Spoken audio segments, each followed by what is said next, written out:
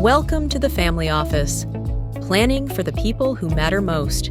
Here, and he's with us, and he spent Christmas with us, and he's here, and he put me on to this young guy in Minnesota. I think the Minnesota guy, yeah. You know what I'm talking about. I know already. Exactly where you're going. That video has as of right now, over 110 million views. But it's not even that. There's 10 million, bro. There's so many more of them. Well, for the first time tonight, the state is responding to a viral video alleging more fraud in Minnesota, this time daycare fraud. Since it was posted last week, the video has racked up millions of views, even catching the attention of the FBI director. Lou Raguse has the latest on the response from the state. So this is Quality Learning Center. A misspelled sign and an apparent lack of anyone inside a licensed child care center in Minneapolis. Just one stop conservative YouTuber Nick Shirley made in a video viewed over 100 million times on X in an effort to expose fraud among Somali-run child care centers in Minnesota. You do realize that there's supposed to be 99 children in here at this building, but there's no one here. While we have questions about some of the methods that were used in the video, we do take the concerns that the video raises about fraud very seriously. There's a ton of them. And it's just, to me, it's just wild what's going on right now in Minnesota with just the amount of craziness. And now President Trump is like going to lay down the gauntlet or something like that this morning. Like he's going to take away like something with Somalian like refugees or something. And Ilhan Omar's going nuts. And now she's like, everyone's exposing her for the crack fraud that she is. It's like, what is happening around here? Man, it's been much fraud that's been revealed there in Minnesota.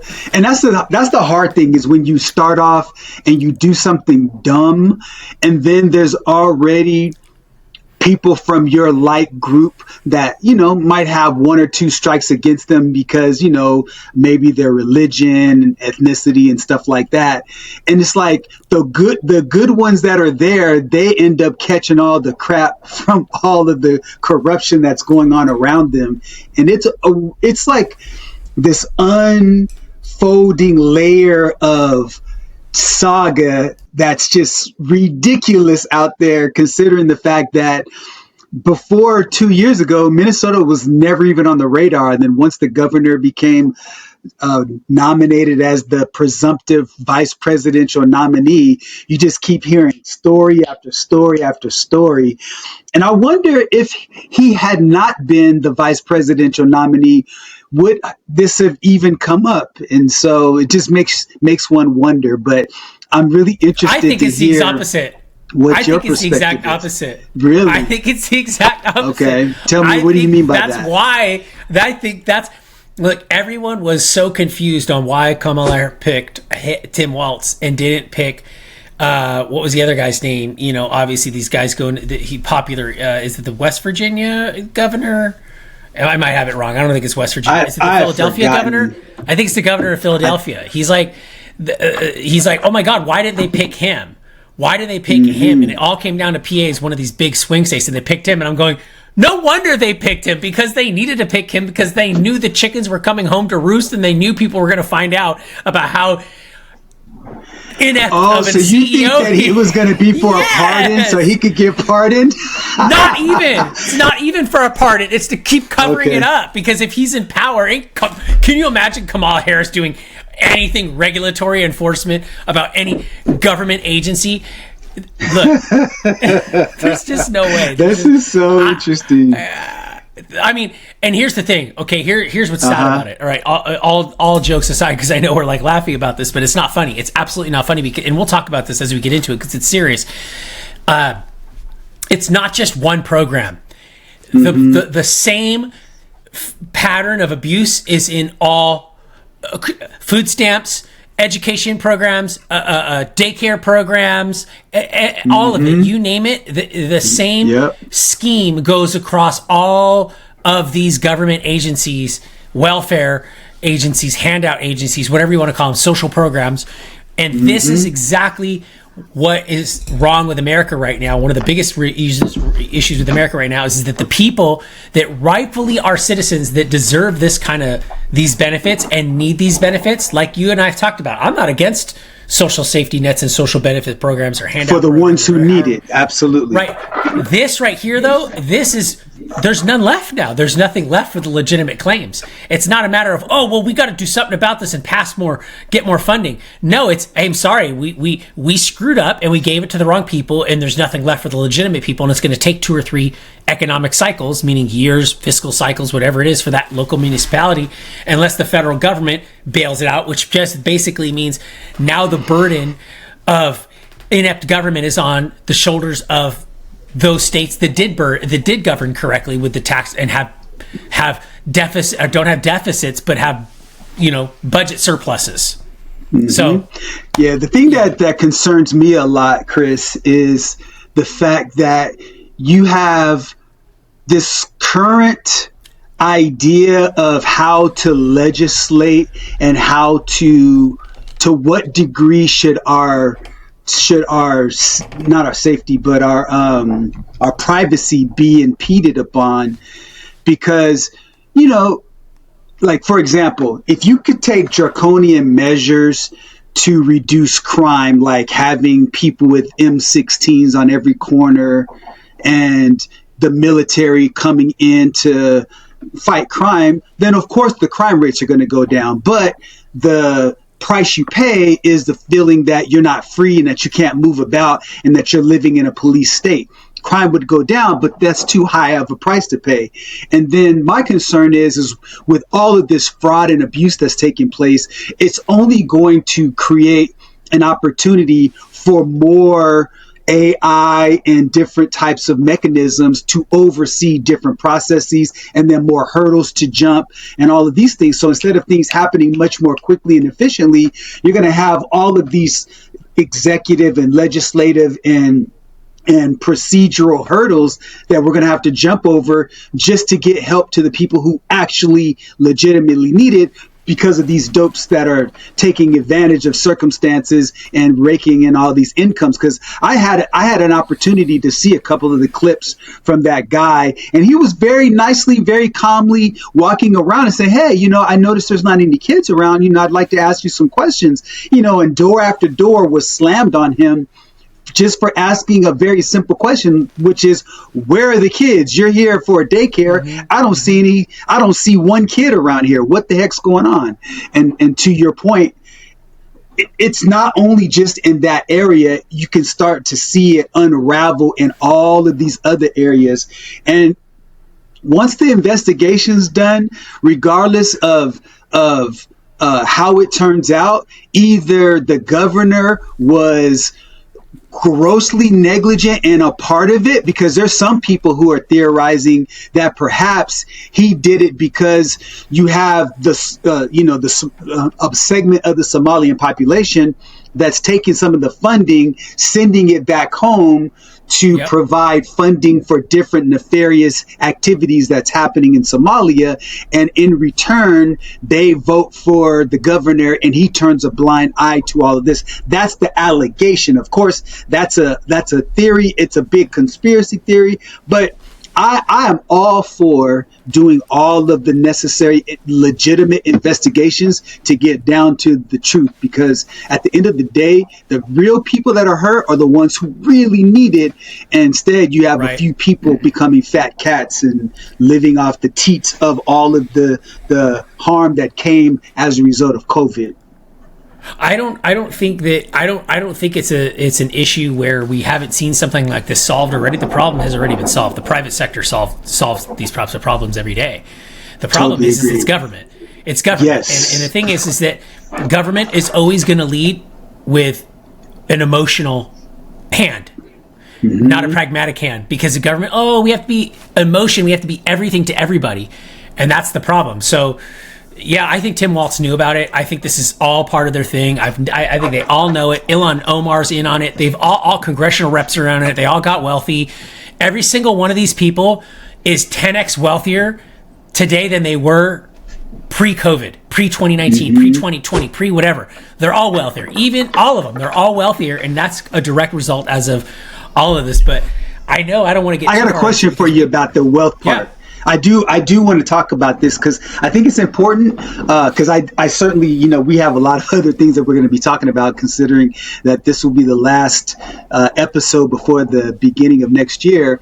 But do you think there is credence to the idea of people who are running for, I think maybe governor and above, having maybe even senator or even mayor, I don't know, I'm just thinking out loud, to the idea would be, should they have some type of necessity to be transparent about their income and their net worth? Because to me, when you look at campaign finance and when you look at the idea of these people that are in government getting so rich off of just the idea of being a legislator, I find that real problematic. And I think there should be some types of legislation to say, look, if you want to be in office, you got to be very transparent about this. What are your thoughts about that? There definitely has to be some blockades in there or something in place there. And this was an article that came about Debbie Schultz. I think that's her name, Debbie Schultz, the DNC chair or something to that effect. She's and they followed her stock trades, and it was specifically had to do with her purchasing a ton of stock or equity, investing basically in a mining company. And then all of a sudden 6 months later, there's contracts that are favorable to that company, and all of a sudden that stock goes up like 150%, something crazy, right? And it's like, that's so obvious. So yeah, absolutely. I mean, you have apps on the App Store now that are legitimately track congressional stock portfolios that are beating hedge funds. Like, how is this happening? Why? Because I mean, all you have to do is look at all of them. You got to look at every single and by the way, this is not just Democrats. This is everybody. It's a total sham. But that's not every one of them, but on both sides, it's almost all of them. Rampant. Almost all, not all of them, but a lot of them. But what most people don't realize is that when you see that, that in term limits is one of the biggest things. Now, I don't know the best way to solve that because it's like, damn, that's like private business. It's how that mixes. But just in case, I mean, Polymarket is like is giving a 4% chance that Tim Walz gets in trouble for all this crap that's going on in his state. Just like, I mean, and we're going to get into a lot about what we're talking about right now, but I don't want to lose my train of thought. But reality is that nobody will ever be held accountable for it. And yes, there needs to be some type of blockage or stoppage there. I just don't know how to do it, because you see people constantly getting enriched and constantly becoming wealthy because of it. And Ilhan Omar is one of them. I mean, she's worth, some estimates say, somewhere around $30 million. Who even knows, right? And she's how did she bring that much enterprise value or market value in that short amount of time? What did she do that was so valuable?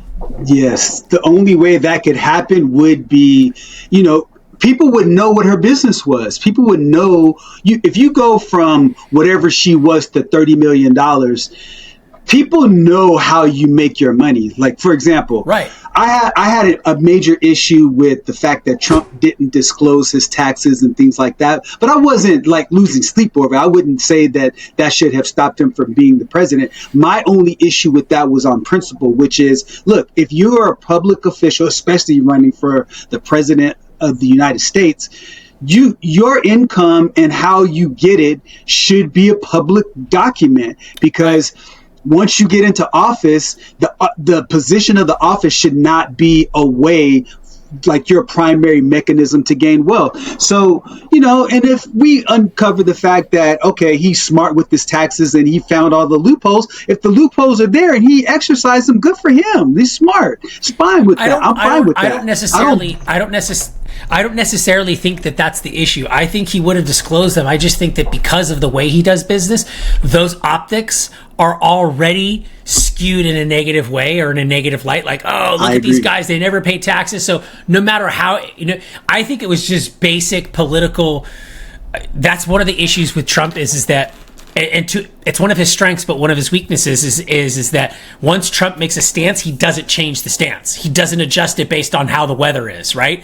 So if the weather is fair to that stance, he's going to have it. If the weather is shitty to that stance, he's still going to have it. And that's the thing about Trump that nobody can deny. He's the same today as he is going to be tomorrow. Now, the downside to that is that, yes, he doesn't change his position based on the weather. So he ought to change certain stuff based on, you get what I mean? To make it more favorable. Yeah. And he just doesn't. So in any light, he's going to be casted as. So his stance was just deny, deny, deny. And that's always been his stance. Don't say anything that could be politically damaging to you factually. Now, he doesn't care about the scandal. The fact that his name's being brought up in a negative light or a positive light doesn't really matter, because news is news. Anything is good as long as you're being talked about. But he doesn't ever want the concrete stuff there. So to a fault, he takes that position to a fault all the time. And that's what you see here, because no matter what, he's going to be painted in a negative light because how he does his taxes. He should have just came out and said it. Hey, look, I take advantage of all the loopholes, but no matter what, that's never going to be favorable, because the average person doesn't understand. But everybody knows it. It's like, one of those things that people knows. Like people knew that he was a womanizer. Yeah. And, if you're, it's not surprising when you see these pictures of him.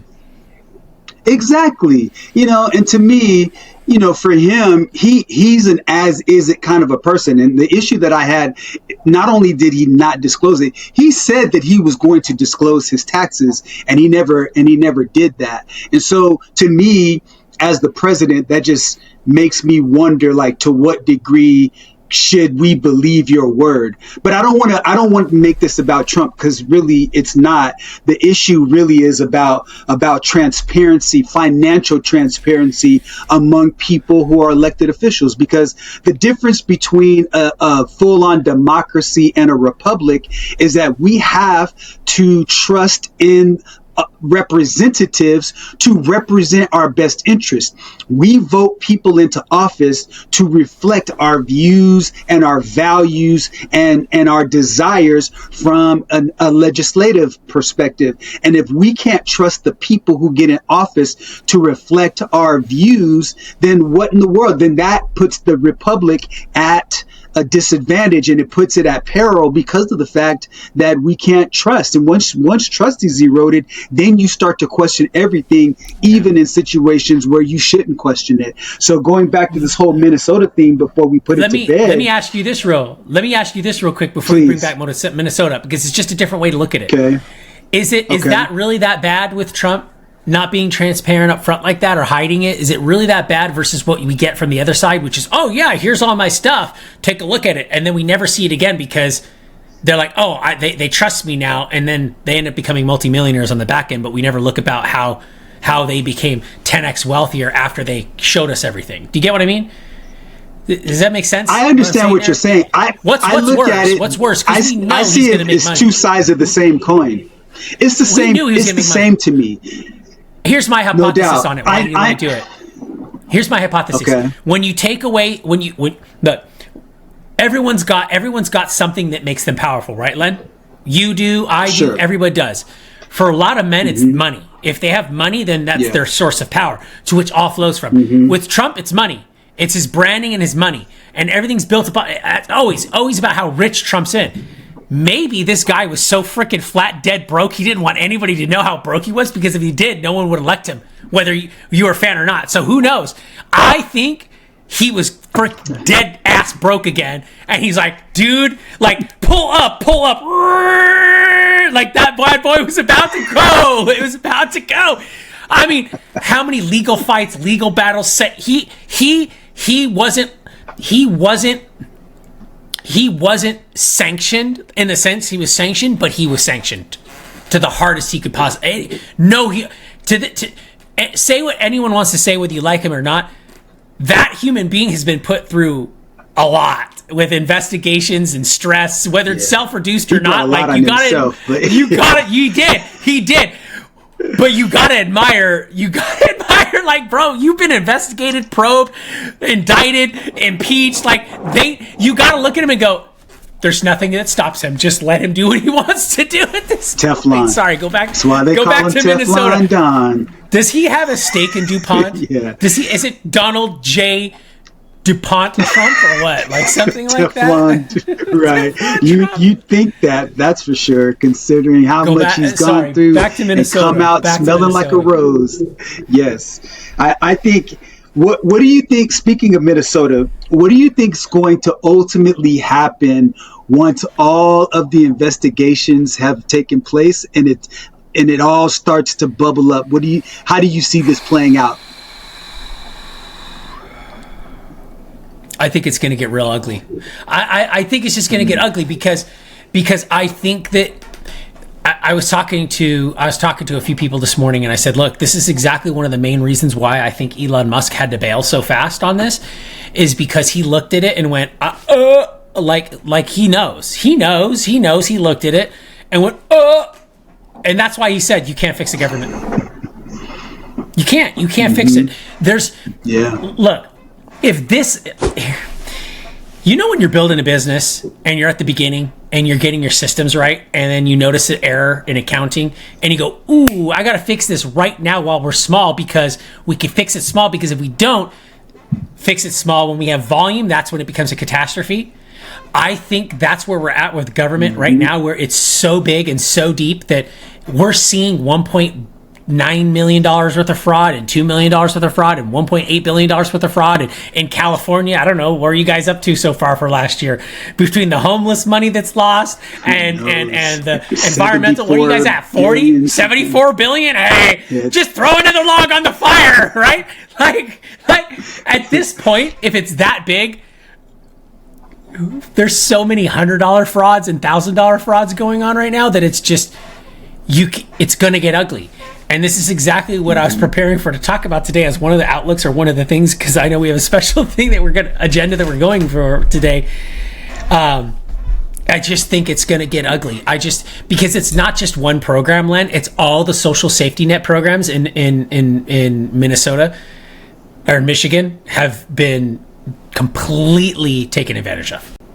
And I think that it's, when you see it across all of them, it's like, oh, you have liver failure and kidney failure and heart failure and lung failure and intestinal failure. Where do you start? Exactly. It's like the entire body is terminally ill and there's no way out of it. And the thing that's great for Elon, from Elon's perspective, is I've got complete freedom to engage or disengage in any way, shape, or form, because I have that type of money that allows me to do that. And I think a lot of times what happens is, and also he wasn't elected to office, so he was there on his free will. And I think he saw how deep and murky the swamp was, and decided, you know what, I'm exiting stage left. This is just ridiculous. And so, with regard to Minnesota, I think it's going to get worse before it gets better. I think Walz is going to be elected out of office. I think Ilhan Omar is going to be elected out of office. And I hope they bring some folks.